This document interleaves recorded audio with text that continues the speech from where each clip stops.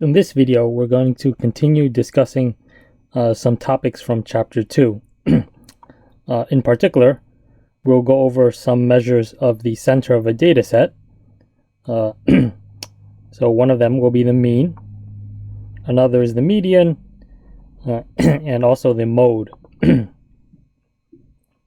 we'll also talk about different measures of the spread of a data set. So like the range, the standard deviation, and the variance. Okay, so first let's look at the different measures of center. So the most common one, and the one we typically use, is the mean, so sometimes called the arithmetic mean, and more commonly called the average. And basically, it's a measure of center found by adding all the data values and dividing by how many values there are.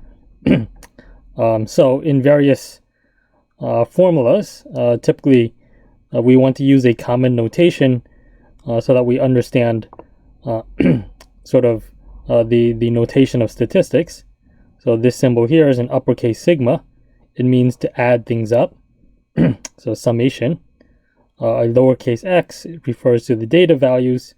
Lowercase n refers to the sample size, so how many data values there are. Capital N refers to the population size. Lowercase x bar is the sample mean, and lowercase mu, so this is a Greek letter, refers to the population mean. So to calculate the sample mean, you just add up all the data values and divide by the sample size. And then similarly, the population mean, you add up all the values of the population and you divide by the population size. So this is this is how the mean is calculated. The median is a different measure of center that represents the middle value of the data set when it's sorted from lowest to highest. So how the median is calculated depends on whether you have an odd number of things or an even number of things. So if there are an odd number of things, if you after sorting the list, the one that's exactly in the middle is the median. If there are an even number of things, there is no middle. There's no exact middle, right? So then you have to take the average of the two values in the middle. So that's the median. And then the mode is the value that occurs the most in the list. If all the values occur once each, there is no mode. And if more than one value occurs the most, there can be multiple modes. And then finally, there's also the mid-range, which is taking the largest value, adding the largest value and the smallest value, and then dividing by 2. But the mid-range is not very commonly used. So depending on what you're trying to do with the data set, you might use the mean, or you might prefer to use the median, and so on. Some properties of these measures is that the mean can be affected by outliers. So meaning a few extreme values can change the mean by a lot. The median is more resistant to outliers. So including a few extreme values in the data set typically doesn't change the median all that much. And the mode is typically used for qualitative data. And as I said before, the mid-range is not used very often. So these are some of the measures of center we're going to focus on. And then now let's discuss the measures of spread. So we have the range, which is the spread of the entire data set, basically, which is the maximum value minus the minimum value, and it gives the width of the whole distribution. And a downside of the range is that it's very sensitive to extreme values, so it's not as useful as other measures of variation. And then here, in these two bullet points, it gives you some instructions on how to round when doing these calculations. But we're gonna use the sort of the calculator operations to do most of our calculations. So I mean, these, we won't have to worry about this too much. The next is the standard deviation, which describes how much data values are spread away from the mean. And the way to calculate the standard deviation is given here. However, again, we're going to use, I mean, typically trying to calculate the standard deviation by hand like this using these formulas, it takes quite a long time. So again, we're going to rely on the calculator operations to do the calculations quickly.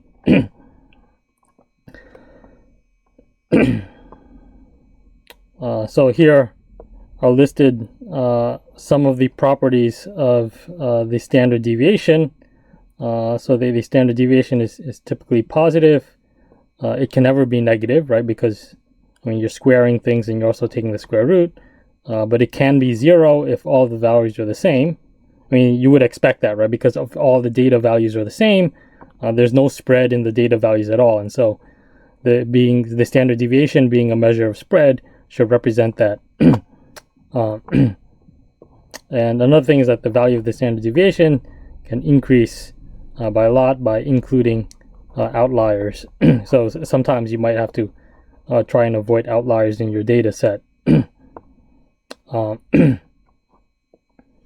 And then here are listed some other properties of the standard deviation, which you can read from the PDF file.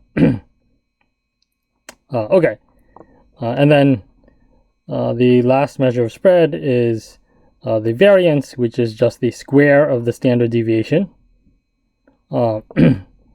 And one thing I think that the variance has is that it's an unbiased estimator, right? So the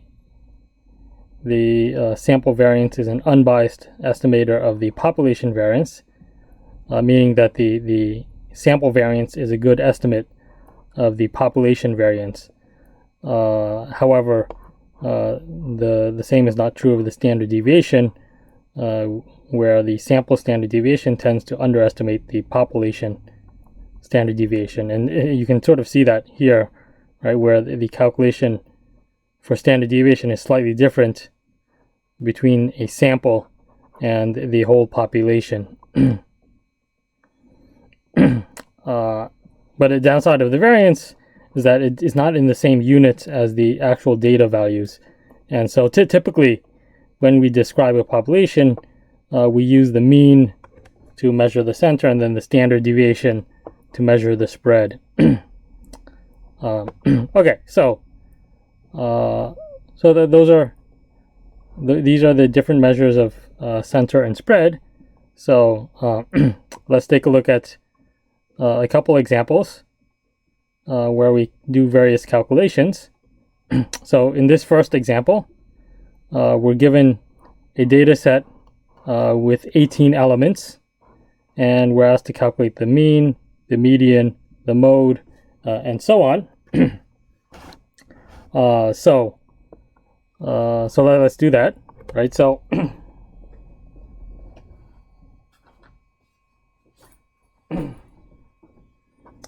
as I said, we're going to be using the operations of the graphing calculator because trying to do all these calculations by hand will take a very long time just for this one problem, right? So so we first enter the data set into the calculator. So to save time, I've already done that, right? So you go stat, edit, and you can see I've already entered the data set into the calculator. So now I'm ready to do the calculations. So these are mostly the various quantities described in descriptive statistics. So the thing we want to calculate is the 1 var stats, right? So in the stat menu at the top, the calc menu, 1 var stats, the data is in L1. This is not a frequency distribution, so we leave that blank and then we just calculate. And here you can see the various things is calculated. So you want to be aware of the the notation, right? So x bar is the mean.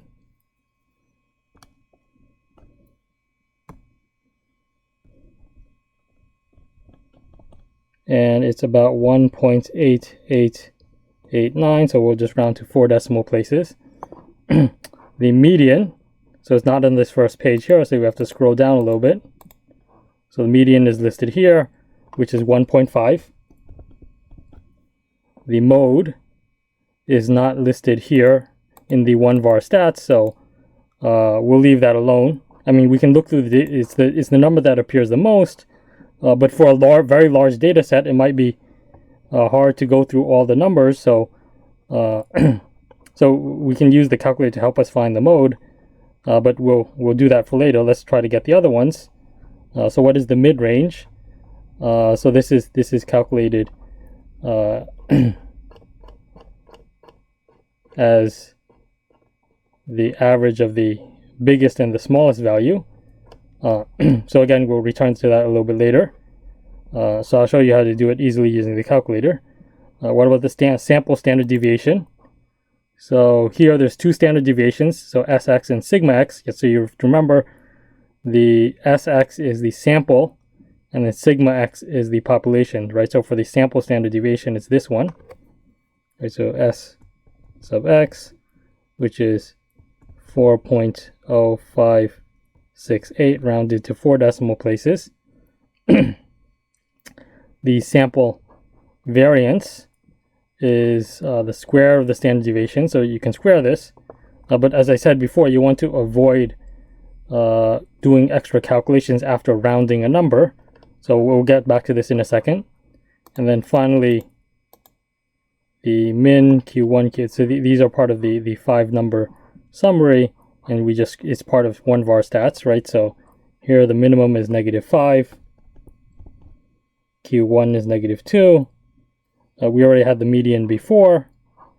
Q3 is 4, and then scrolling down, the max is 11. Okay, so let's revisit some of these ones that we missed. Right, so the mode is very easy to find if the list is sorted from smallest to biggest. So here it's not sorted. So what we can do is go into the list menu. We want to sort the list. So we do this from ascending sort. And then we have to tell it to calculate list 1. Okay, so now going back into the edit menu, you can see that the list is sorted. And you can see that clearly -2 appears 4 times. 0 appears twice, 1 appears twice, 2 appears twice, 3 appears twice. And then going down to list, all the other numbers appear once. So the mode appears to be -2, which appears 4 times. Okay, so that was helpful. And then the mid-range is the max, the average of the maximum and the minimum. So it's the max plus the min divided by 2.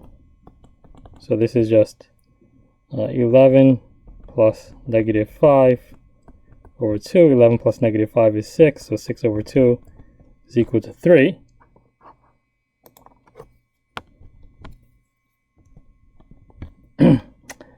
And then the sample variance, right? So I mean, I can just square this number, but we typically like to avoid using rounded numbers in further calculations because the more you round, the more rounding error there is. So let's just calculate the variance directly. Right, so let's calculate. Okay, so I have to go into list, so second, and list. What am I calculating? It's math. So let's calculate the variance directly. So here it is, variance. And the data was in L1. So we're calculating the variance for L1, which is 16.4575. Right, again, I can just square this number, 4.0568. And then you can see the numbers are kind of similar, but they're not exactly the same, right? Because there's some rounding error here, because this number, the 4.0568, I've already rounded previously, right? So there's some rounding error in this calculation, and typically we want to avoid that as much as possible. So here we calculated it directly instead. Okay, so those are the different descriptive statistics for this data set, and then they ask you to calculate a z-score. We haven't quite gotten to that yet, but the formula for the z-score is x minus x bar over s. So we can just calculate this real quick, right? So x is the value, which is -2. X bar was the mean, which was 1.8. Whoops, actually zoomed in too much. X bar was the mean, which was 1.8889, and the standard deviation was 4.0568. Okay, so we can calculate the z-score as -2 minus 1.8889, close parentheses, divided by, so I put these extra parentheses is because when you're calculating fractions like this, you need the calculator to follow the order of operations properly, and if you don't have the parentheses, then it doesn't calculate it correctly. Okay, so then I get -0.9586.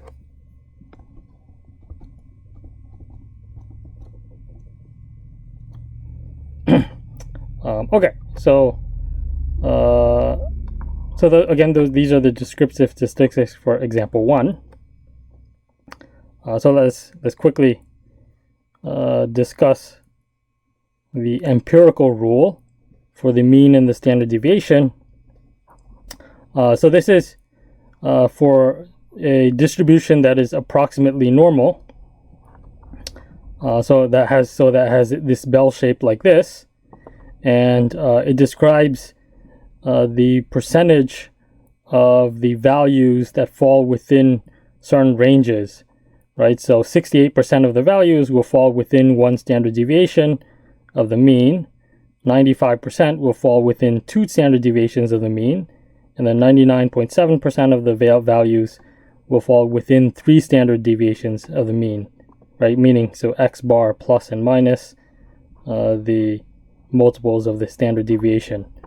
So when you have a distribution, you can get a sense of what the typical values are through these percentages, and this is called the empirical rule. So let's take a look at this example. So it says the body temperature of healthy adults has a bell-shaped distribution with a mean of 98.2 degrees Fahrenheit and a standard deviation of 0.62 degrees. So using the empirical rule, we want to describe a certain range of values. So here, right, so you can see these percentages, 68%, 95%, and 99.7% are exactly the percentages for the empirical rule. So 68% is within one standard deviation, right? So that means that it's x bar plus or minus the standard deviation.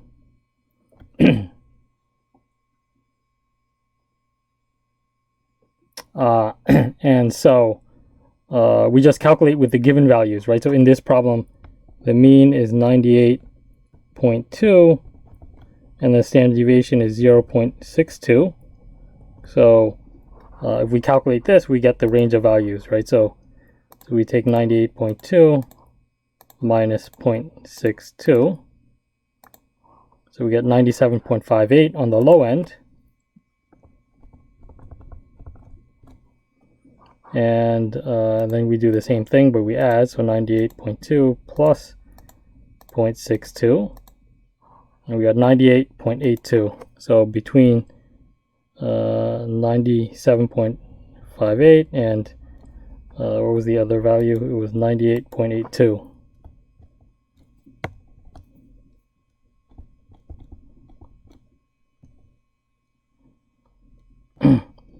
So this is the range of values within one standard deviation, giving us 68% of the population. So that's the idea of how we describe using the empirical rule. So let's just calculate the others. Right, so for 95%, that's 2 standard deviations. So we take the mean, which was 98.2, and we add and subtract 2 times the standard deviation, and then we just calculate, right? So 98.2, so let's subtract first, so minus 2 times 0.62, so you get 96.96, and then we add,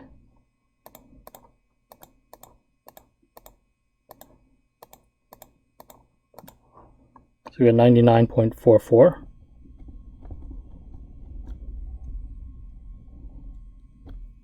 And then finally, for 99.7%, this is 3 standard deviations.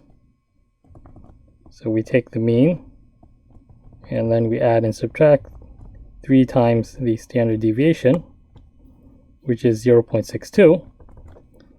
So let's just quickly calculate this. So 98.2 minus 3 times 0.62 is 96.34, and then 98.2 plus 3 times 0.62, and we get 100.06.